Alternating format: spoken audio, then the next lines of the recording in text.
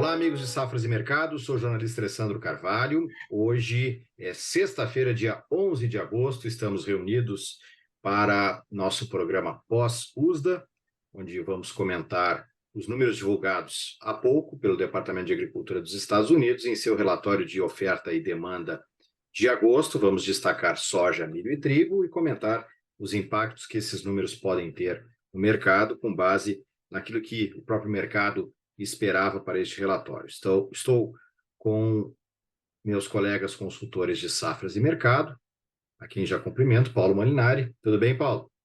Tudo bem, Alessandro? Mais um relatório, né? Meio sem surpresas, tanto para milho quanto para soja, e o mercado aí sem reação, sem esboçar reação de preços. Elcio Bento, tudo bem, Elcio? Olá, Alessandro, olá, Paulo. Nada de muito diferente também para o trigo. Beleza. Antes de compartilhar a tela com os números, eu digo para você que ainda não se inscreveu no nosso canal Safras TV aqui no YouTube, inscreva-se, ative as notificações, deixe seus comentários, seu like. Todos os dias a gente tem vídeos novos para vocês aqui no nosso canal. E em safras.com.br, conheça a plataforma Safras, peça uma demonstração gratuita. Todas as informações do agronegócio lá estão. Temos nossa consultoria, nossa agência de notícias, cotações, gráficos, todos os instrumentos necessários, ferramentas de informações para o agronegócio. Vou compartilhar a tela aqui para a gente já entrar com tudo falando primeiramente da soja. Aí temos os números deste relatório. Produção americana, safra 23-24, foi indicada em 114,44 milhões de toneladas. O mercado esperava, na média, 115,3, e em julho eram 117 milhões de toneladas. Ali à direita tem o número da safra 22-23. Estoques americanos 22-23, colocados em 7,08 milhões de toneladas. O mercado esperava 6,8, em julho eram 6,9. Temos os estoques americanos 23-24, indicados em 6,67 milhões de toneladas nesse relatório de agosto, quando o mercado esperava a média 7,1, e em julho eram 8,16. Agora, números globais, temos 22-23 estoques finais, 103,09 milhões de toneladas para a soja.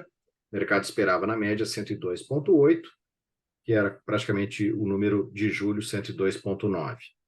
E os estoques globais 23-24, 119,4 milhões de toneladas. O mercado esperava, na média, 120. Em julho eram 121 milhões de toneladas, praticamente.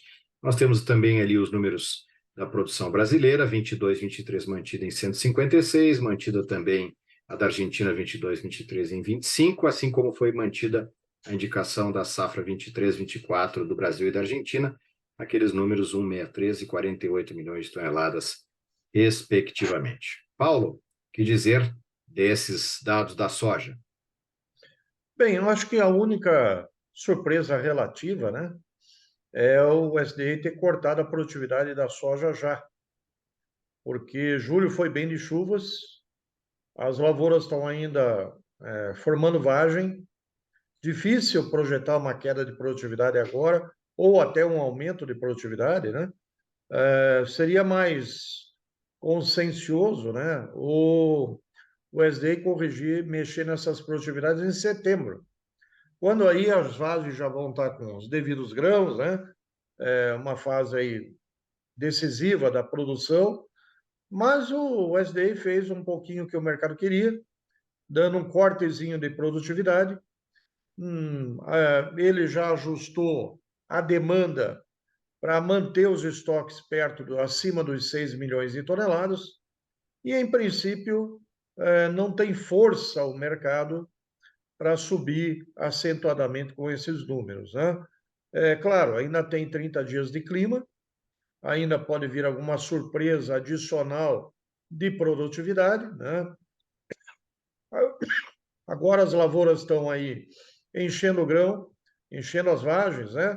Está na fase, a soja sempre se define no final. E vamos aguardar o que ocorre nas próximas 4 semanas. No dia 21 temos aquele crop tour do Grupo ProFarmer, que sempre é um crop que revela algumas coisas que o USDA, às vezes, não aparece nos números do USDA, né? e pode gerar algum tipo de volatilidade, mas realmente o mercado assim não tem força para recompor preços, nem safra velha e nem safra nova, porque a Argentina voltando a produzir bem e Brasil voltando a produzir bem, com o El Ninho que está vindo por aí, fica mais difícil se prever problemas de oferta lá na frente. Beleza, Paulo? Mudando aqui para a tela do milho. Temos aqui os dados do milho. Produção americana 23-24, 383,8 milhões de toneladas. O mercado esperava na média 384,2. Em julho eram 389,1. Os estoques americanos 22-23, 37 milhões de toneladas. Houve um ajuste em relação a julho, que eram 35,6, e o mercado esperava mais ou menos na média o mesmo número de julho, ficou acima. Os estoques 23-24, indicados em 55,9 milhões de toneladas nos Estados Unidos. O mercado esperava, em média, 55,3, em julho eram 57,4. Nos números globais do milho, estoques finais 22-23, 297,9. O mercado esperava 296,9, em julho eram 296,3. Globais 23-24, 311 milhões de toneladas, o mercado esperava 314,2, em julho eram 314,1. Ali nós temos os números do Brasil e da Argentina. Da safra 22-23, apenas o do Brasil foi alterado, de 133 em julho para 135, e os números de 23-24 foram mantidos, Brasil 129 e Argentina 54 milhões de toneladas. Paulo? Bem, aqui no milho já sim, né? Aí a avaliação de lavoura já é um pouquinho mais crítica, né? Você já tem um consenso melhor de produtividade e resultados das lavouras. Então, o corte vem aí meio dentro do esperado. A estimativa anterior do USDA de produtividade estava em cima do último recorde, né? Então, era a produtividade alta para a condição de clima que temos esse ano. O milho agora só precisa de mais uma ou duas chuvas até setembro para o fechamento das lavouras, para o enchimento de grão. E essa safra de 384 milhões, é a segunda maior safra da história americana, né? Então, não tem por que você imaginar qualquer variável de alta com um número desse. As exportações da safra velha ruins, provocou um aumento do estoque da safra velha, e o estoque da safra nova, né, gente, em 56 milhões de toneladas, contra 37 dos atuais, é extremamente baixista para Chicago. Acreditamos que agora em setembro começa a colheita e o Chicago não vai se aguentar perto de $5 com esses números, né? Em termos globais, aí vem algumas surpresinhas, né? Por exemplo, o aumento da safra da Ucrânia, uma reduçãozinha na safra da Europa e uma pequena redução de 3 milhões de toneladas na projeção de safra da China, devido ao excesso de chuvas. Nada que vá mudar o mercado global, né? Até porque o Brasil ele aumentou também a safra. Safras de mercado está com 139 milhões de toneladas, o USA subiu agora para 135, tem coisas ainda para melhorar. E o ano de 2024, né? A recuperação da safra da Argentina, tanto no milho quanto na soja, é um fator importante para o nosso primeiro semestre do ano que vem. Então, eu diria que no milho, o viés baixista continua, mesmo com essa pequena correção. A lavoura de milho já está mais pronta do que a de soja, e acho que nós vamos ver ainda em $4,30 nesse vencimento de dezembro, com a colheita americana. Olha aí, vamos ver, vamos acompanhar. Vamos mudar para o trigo aqui. Falar com o Elcio. Trigo, produção americana, 23-24, praticamente 47,2 milhões de toneladas. O mercado esperava, na média, 47,35, e em julho eram 47,3. Temos ali o número da safra 22-23 também. E os estoques americanos 22, 23 de trigo, colocados em 15,78 milhões de toneladas, ligeiro ajuste para cima, para baixo, perdão, em relação a julho, que eram 15,8 milhões de toneladas. Até não sei se houve um ajuste ou está arredondado aquele número, mas é quase o que o mercado também esperava na média, que era 15,76. Os estoques americanos 23 e 24, colocados em 16,74 milhões de toneladas, o mercado esperava 16,2 e em julho eram 16,1. Temos os estoques globais 22 e 23, que o USDA colocou em 268,3, eram 269,3 em julho, e o mercado esperava, na média, 269,4. Os estoques globais 23 e 24, 265,61, o mercado esperava, na média, 266, e em julho eram 266,5 milhões de toneladas. Elcio, e aí, alguma coisa que chamou muito a atenção? Você já disse no começo que não teve muita coisa, não, né?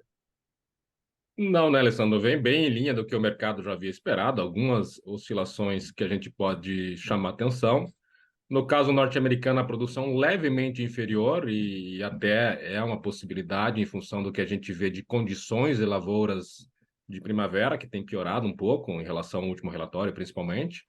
Então, se justifica, só que, por outro lado, também a produção reduz, mas a gente tem uma redução do consumo, pequena, mas tem uma redução estimada, e o que é bastante lógico também, uma redução das exportações. São variações muito pequenas, mas até pela a diferença do preço do trigo norte-americano em relação ao russo, principalmente, é justificável essa redução das exportações, então a demanda também colhe, por isso os estoques para baixo, né? Acho que em termos norte-americanos é isso, sem grandes novidades. No cenário global, até vendo os números que o Paulo estava falando para o milho, parece que o SDA copiou e colou, bastante parecido. China também reduziu 3 milhões de toneladas, é o que se esperava até pelo excesso de chuva no período da colheita, sobretudo do milho. Caiu também na União Europeia, 3 milhões de toneladas. Estados Unidos a gente já viu um pouco mais baixo. E Canadá. Canadá é esperado também, porque Canadá concentra a produção na safra de primavera e estava com a condição bastante seca. Então também era esperado esse recuo. Também me surpreende um pouco, e também, a exemplo do que aconteceu no milho, o USDA elevou a produção ucraniana em 3,5 milhões de toneladas, vendo as regiões invadidas, enfim, a tensão de guerra e as províncias de produção da Ucrânia, parece então que haveria antes enfim, uma queda superestimada. Senão não seria muito lógico essa elevação. Com esse trigo também preso dentro da Ucrânia, né, teoricamente com condições difíceis, não preso, mas com dificuldade de exportar, seria mais estoques ucranianos até com possibilidade de exportação.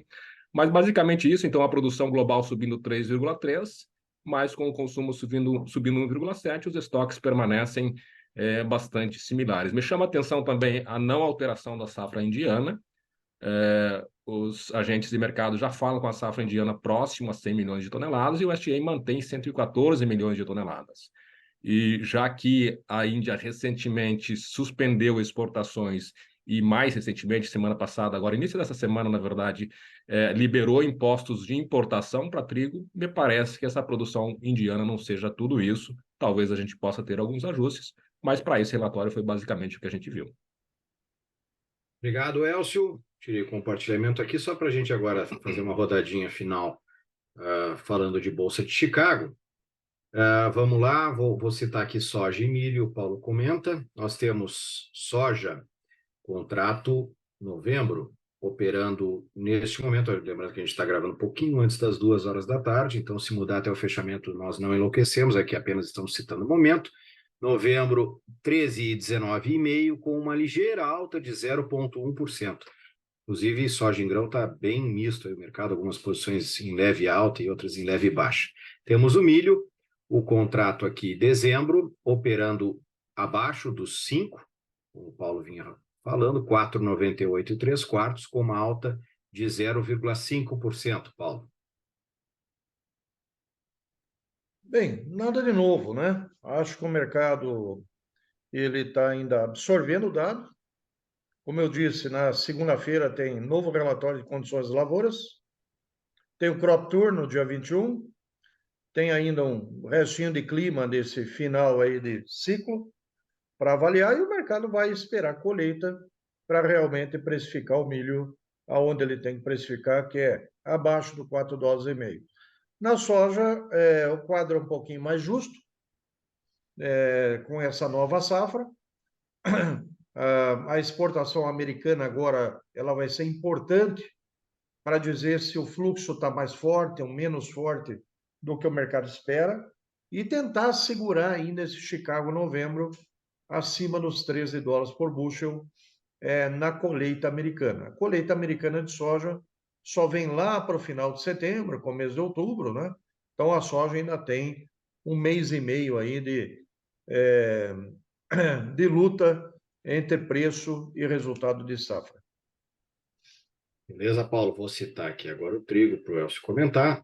Contrato setembro, ainda que tem mais negociação no dia, contrato de setembro, 6,32, com uma queda de 0,9%, Elcio. Trigo também sem grandes surpresas, a queda talvez até refletindo o aumento de estoques norte-americanos.